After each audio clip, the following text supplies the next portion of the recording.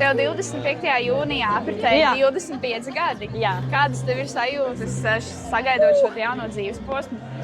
Bija interesantas sajūtas, es teikšu, kā ir, jo kaut kā tieši šajā dzīves posmā es, man liekas, sāku pieķert sev pie tās dziļās aizdomāšanās un apzināšanās, ka tas laiks tiešām ļoti ātri lido. Un to arī nesen es īstenībā, man liekas, tādā pārdomu veidā esmu savā albumā vienā dziesmā arī tieši tā kā ar sevi izrunājusi un gribējusi iedot to domu pārdomu arī tiem, kas klausīsies šo dziesmu, kur pazūd laiks, kas ir albuma pēdējā dziesma. Un, tur laikam arī ir tās pirmās kaut kādas saskaras sajūtas par to, ka tas laiks ļoti steidzas. Un it kā es vēl esmu jauna un vēl ir visa dzīve priekšā, bet tāpat laikā tas laiks riti tik ātri. Un ja mēs tā realistiski skatāmies tiešām uz tādām pat dzīves, varbūt anatomiskām tēmām, tad sievietē jau sevišķi, man liekas, tas laika rituls ir tāds ļoti žigls un mums ir tiešām ļoti jāpārdomā, kurā vecumā kādas izvēles mēs izdarām. Jā. Bet kopumā labi, paldies. Jā, 25 gadi man šķiet, ka es kaut kā jūtu, ka man piestāv. Un kādi tev ir plāni nākamajai 5 gadai? Tāpat turpināt darīt to, ko tiešām ļoti patīk darīt. Un tas nav tikai mūzika, dziedāt, uzstāties, rakstīt jaunas dziesmas vai domāt kaut ko, kā vēl sevi parādīt, atrādīt tieši muzikāli, bet turpināt to pašu savu biznesu, ar ko es arī nodarbojos. Un tajā ir viss kaut kas, gan smaržas bijušas, gan lūpkrāsas šobrīd. Un merčs tāpat arī, kas jau, protams, ir tāda, man liekas, pievienota māksliniekam vērtība.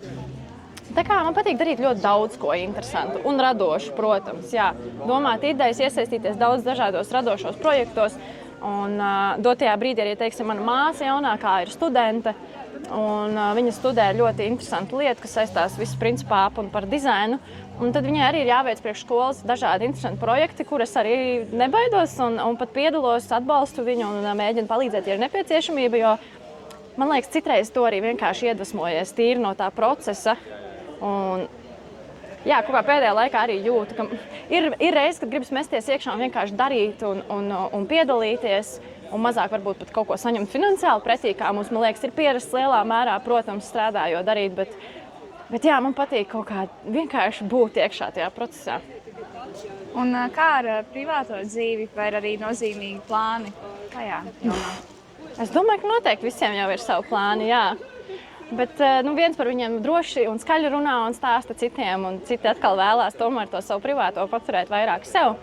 Nav nekāds noslēpums, protams, ka privātā dzīve jau rit vairāk gadu garumā ar to pašu cilvēku, un esmu ļoti pateicīga vienkārši par to, ka dzīvē varu ilgstoši būt tiešām kopā ar vienu personu, un ka ir tāda uzticība, drošība, un tur arī rodas tie, man liekas, kopīgie plāni pēc tam. Sanāk, ka pēc horoskopa zīmes tu esi vējs, vai ne? Vai tu tiešām esi arī tik emocionāla un jutīga, kā parasti dēvē šīs zīmes pārstāvjus? Jā.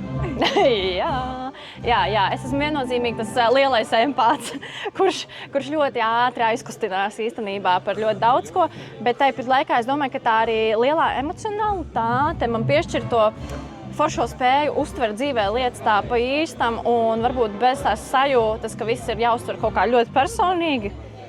Protams, citreiz mēs uztveram lietas personīgi, kas arī ir normāli. Visi mums tā gadās, visiem, es domāju.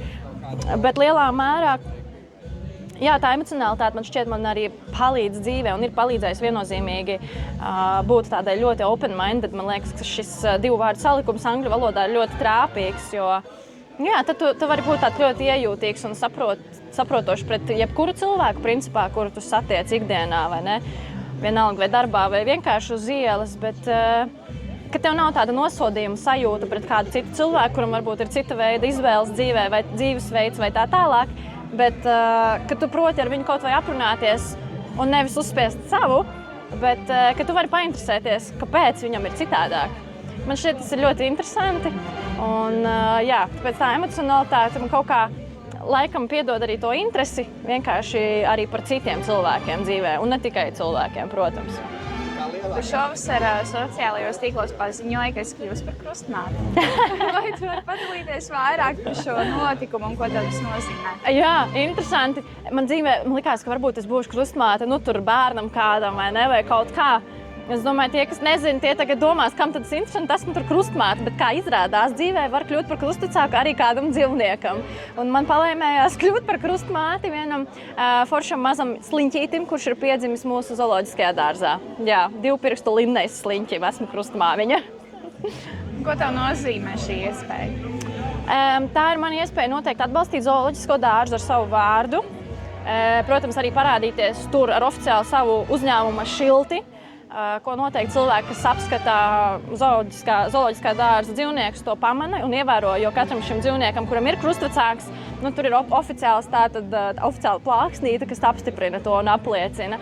Bet šajā reizē, piemēram, vairāk, es domāju, tas ir tiešām tāds sirdssilds atbalsts, lai piesaistītu varbūt vēl lielākus kādus uzņēmumus, vietējos vai nevietējos, bet kas varētu tiešām arī finansiāli atbalstīt mūsu zooloģisko dārzu. Jo es labi atceros, kā bija, kad es biju maza un braucu uz turieni. Tur bija tiešām tāda riktīga gaisotne, daudz cilvēku, dzīvnieki, viņiem visiem bija labi apstākļi īstenībā tajā laikā.